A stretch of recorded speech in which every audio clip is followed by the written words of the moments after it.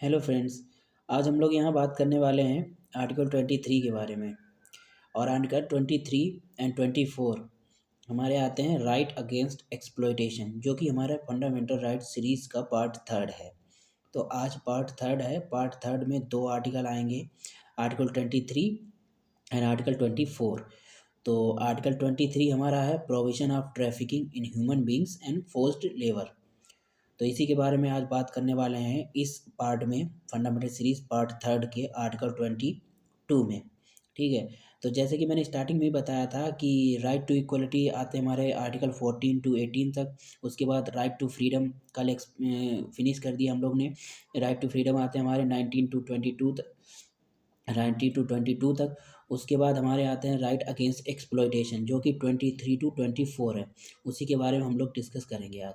तो आज fundamental series part third का है हमारा आर्टिकल 23, उसी के बारे में बात करेंगे। तो आर्टिकल 23 हमारा prohibition of human trafficking and forced labour.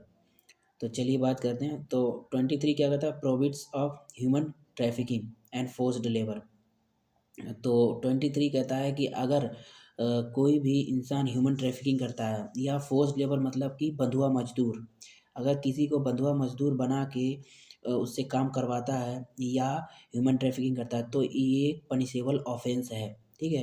अब पनिशेबल ऑफेंस वो प्राइवेट इंडिविजुअल्स के लिए भी हो सकता है और स्टेट के खिलाफ भी हो सकता है। ठीक है। तो एक पनिशेबल ऑफेंस है। और अब बात कर लेते हैं कि ह्यूमन ट्रैफिकिंग क्या होता है।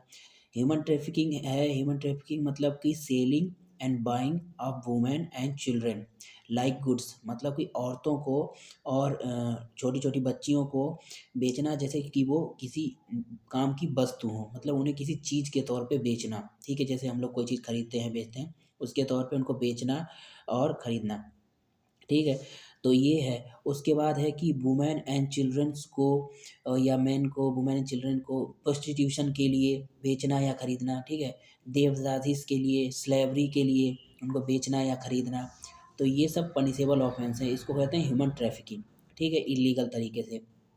इसके लिए पार्लियामेंट ने एक लॉ भी बनाया था 1956 में, इमोरल ट्रैफिकिंग प्रिवेंशन या अबॉलिशन एक्ट 1956। ठीक है।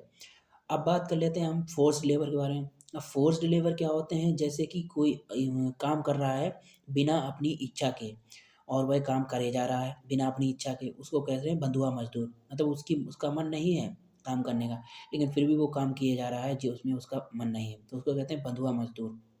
और उस काम को करने के लिए उसको कोई पैसा भी नहीं मिल रहा है। ठीक है।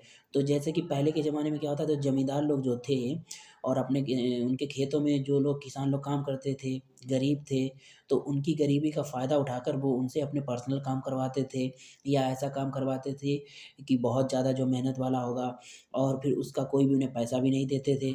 और उन पे तरह-तरह की मतलब की बातें करते थे, उन पे फ़ोर्स्ड डालते थे, प्रेशर डालते कि नहीं तुमको ये काम करना ही है, उसके बाद उनको पैसा भी नहीं देते थे। उसको कहते हैं बंधुआ मज़दूर।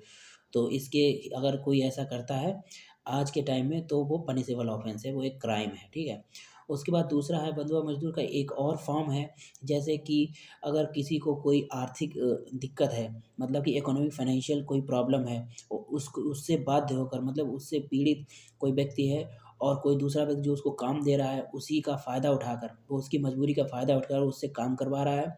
और जबकि जो पैसा चल रहा है, मतलब कि मान लो तुम्हें पर डे का 500 मिल रहा है, वो तुमको पर डे का 200 दे रहा है।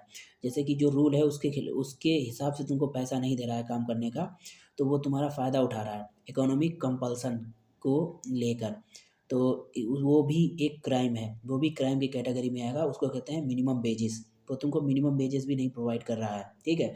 तो उसको कहते हैं मिनिमम वेजेस क्राइम। मतलब कि उसके लिए भी गवर्नमेंट ने बहुत सारे कानून बनाए हैं। तो क्या-क्या कानून बनाया है? सबसे पहले तो 1976 में आया बॉन्डेड लेबर सिस्टम या bonded labour system abolition act 1976।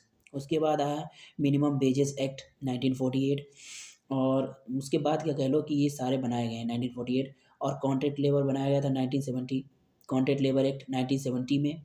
और फिर एक और है इक्वल रिम्यूनरेशन एक्ट 1976, ये बनाया गया था। ठीक है। उसके बाद क्या हुआ, ये सब बना दिए गए। अब इसमें भी ये एक इतने कानून हैं कि तुम फोर्स्ड लेबर नहीं कर सकते या किसी की ह्यूमन बीइंग की ट्रैफिकिंग नहीं कर सकते हो, ठीक है, ये सब हैं उसके लिए।